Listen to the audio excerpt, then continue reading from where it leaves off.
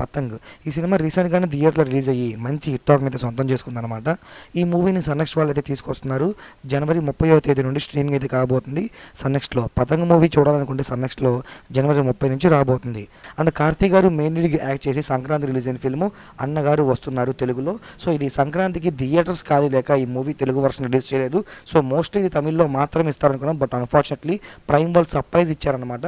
So ఈ movie మనకి జనవరి 28వ తేదీ నుండి తెలుగు ఆడియో కూడా యాడ్ చేసి రాబోతున్నట్టుగా వాళ్ళు పోస్టర్ని లాంచ్ చేయడం జరిగింది. మరి అన్నగారు వస్తున్నారు సినిమా ఎవరైనా చూడాలనుకుంటే కనుక అమెజాన్ ప్రైమ్లో జనవరి 28వ తేదీ నుండి స్ట్రీమింగ్లోకి రాబోతుంది. అలాగే లిస్ట్లో నెక్స్ట్ సినిమా మనకి దురంధర్ అనమాట. సో హిందీలో మంచి బ్లాక్ బస్టర్ హిట్ అయితే ఈ ఆల్మోస్ట్ 100 కోట్ల పైనే కలెక్ట్ చేసిన ఈ మూవీని నెట్ఫ్లిక్స్ వాళ్ళు క్లెయిమ్ చేసుకోవడం జరిగింది. ఇది హిందీలో మాత్రమే రిలీజ్ అయింది, తెలుగు అయితే రాలేదు. మరి ఓటీటీలో తెలుగు కూడా యాడ్ చేస్తారేమో, మేబీ అన్నగారు వస్తున్నారు లాగా, లేదంటే హిందీ వర్షనే ఇస్తారు.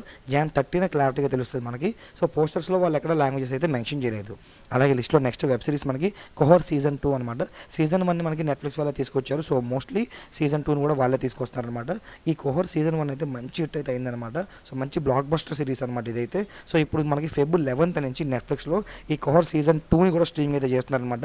ఈసారి మల్టిపుల్ ఆడియో మనకి తెలుగు కూడా అవైలబుల్గా ఉండబోతుంది. అలాగే లిస్ట్లో నెక్స్ట్ సినిమా మనకి మనశంకర వరప్రసాద్ గారు అనమాట.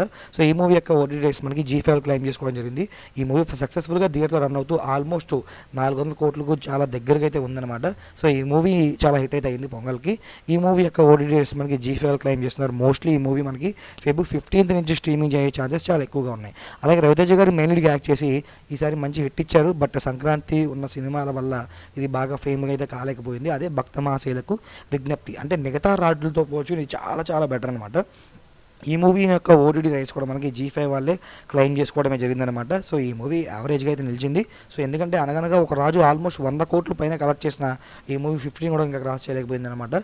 ఈ మూవీ మోస్ట్లీ మనకి ఫెబ్రవరి ఫస్ట్ వీక్లో వచ్చే ఛాన్సెస్ చాలా ఎక్కువగా ఉన్నాయి. అలాగే శర్వానంద్ గారు మెయిన్ లీడ్గా యాక్ట్ చేసి మంచి హిట్ ఇచ్చిన మూవీ నారీ నారీ నడుమ మురారి. ఈ మూవీ యొక్క ఓటీటీ రైట్స్ మనకి అమెజాన్ ప్రైమ్ వాళ్ళు 17 కోట్లు పెట్టి కొనుక్కోవడం అయితే జరిగిందనమాట. సో ఓటీటీ రైట్స్ మనకి అమెజాన్ ప్రైమ్ వాళ్ళ దగ్గర అవుతున్నాయి. సినిమా థియేటర్లో కూడా బాగానే పర్ఫార్మెన్స్ అయితే ఇచ్చింది. ఆల్మోస్ట్ 30 నుంచి 35 crores వరకు కలెక్ట్ చేసిందనమాట. సో ఈ మూవీ ఎవరైనా చూడాలనుకుంటే కనుక అమెజాన్ ప్రైమ్లో ఫెబ్రవరి 19th నుంచి మోస్ట్లీ స్ట్రీమింగ్ అయ్యే ఛాన్సెస్ చాలా ఎక్కువగా ఉన్నాయి.